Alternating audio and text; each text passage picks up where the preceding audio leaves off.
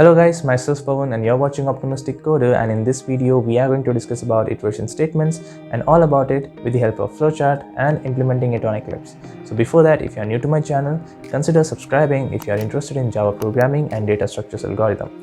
So let's get started.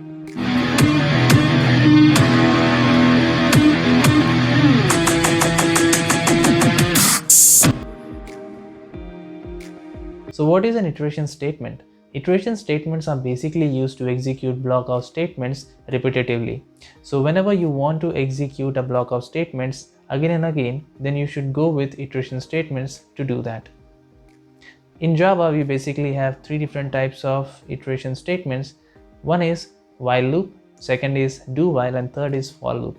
We also have for each loop. We will discuss about it after we have covered the array section. Let's understand a basic flow of how iteration statements are going to work. So at the start, it is going to check the condition, whether the condition is true or false. And if the condition is false, it will come out of the loop. And if the condition is true, it will execute the block of code or the statements written inside the loop. And after that, it will again go and check the condition. And it will carry on this process again and again until and unless the condition is satisfied.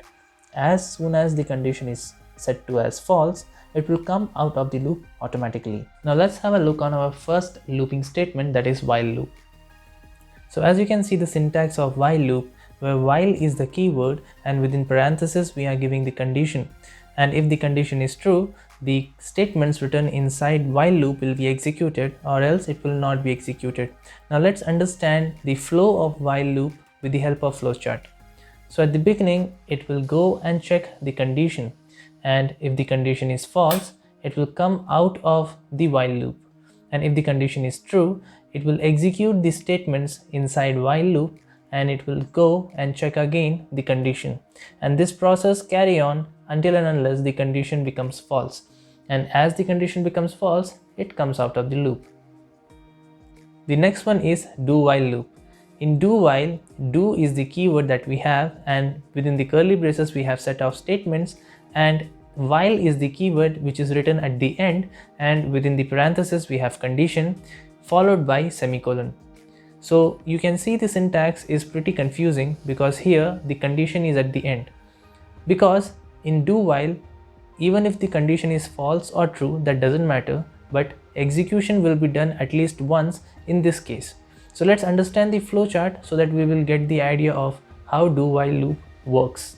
So at the beginning, it will go and execute the statements present in the do while, and then it will go and check the condition.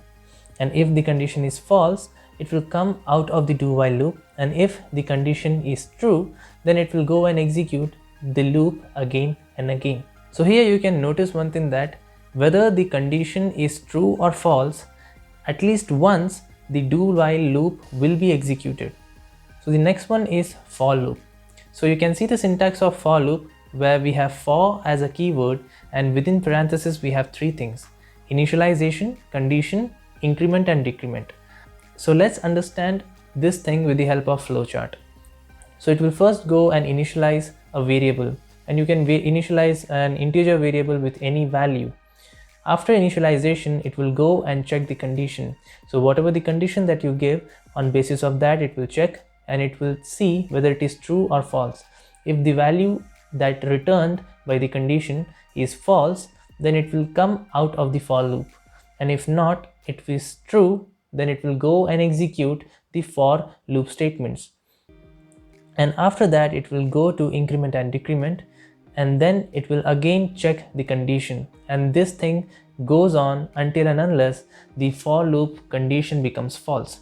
And when the condition becomes false, it comes out of the loop.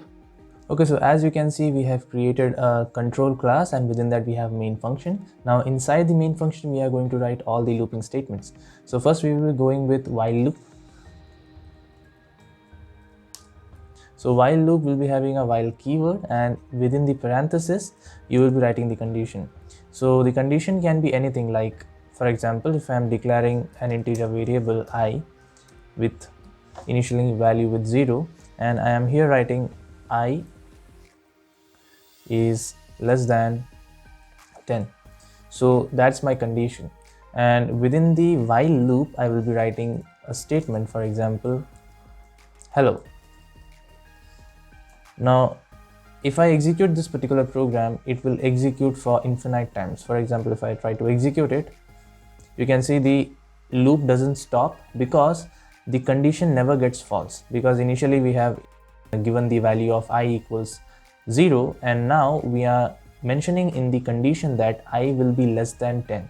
So it is obvious that in the loop it will always run and the condition will never get false because I is not getting incremented or anything like that.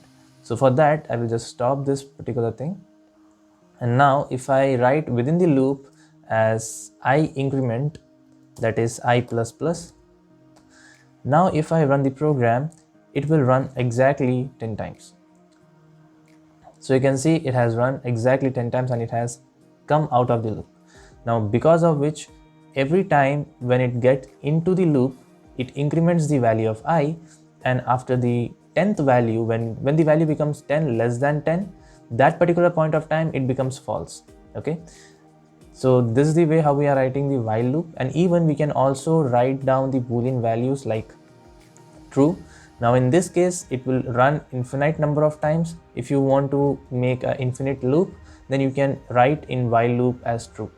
And most of the time we are using this if we don't know how much time the loop will be running, and on the basis of user input we will put on a break keyword or the jump statements. So we will learn about it in the next video, that how we can use jump statements to come out of loop. So that's all about while loop. Now we can see how we can write do while. So in case of do while, we are going to write do keyword, and within parenthesis, within curly braces, we have to write these statements. So we can write these statements as hello,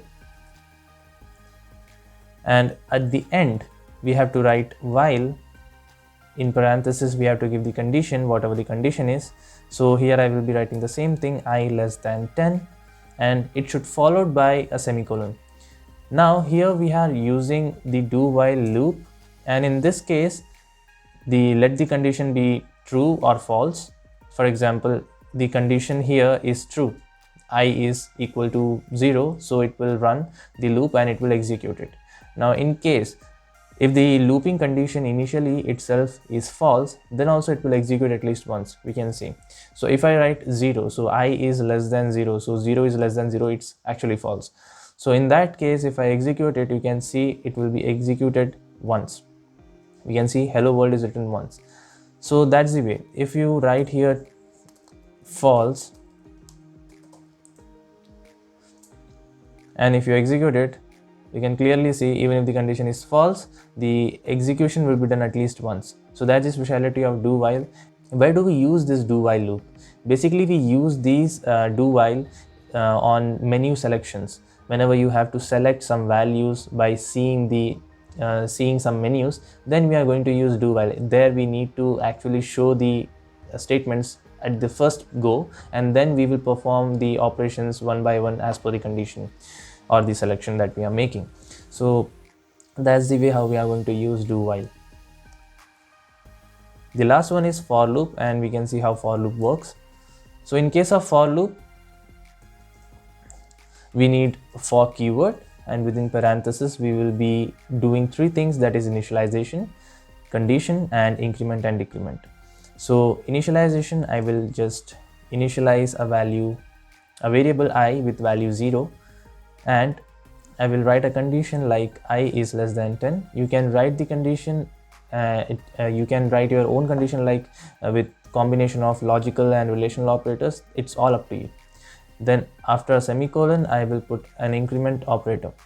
So now if I write any kind of statements, so it will be executing 10 times. If I save and run this program, you can see the hello is printed 10 times. So this is the way how we are going to perform for loop, and the flow of the for loop will be like, first it will go and initialize the variable, and then it will go check the condition, and then it will go execute the value, and then again it comes back to this particular point and increment the value that is initialized in the loop, and then it goes and check the condition, and then it goes and execute it. This process of checking condition, printing out the statement, and then again incrementing, it goes on until and unless the condition written here becomes false. I have explained you everything about the looping statements and how do we use that. That's all in today's videos, guys. I hope you like the video. If you like the video, please hit like and subscribe to my channel, and don't forget to comment below. And in the next video, we are going to discuss about jump statements.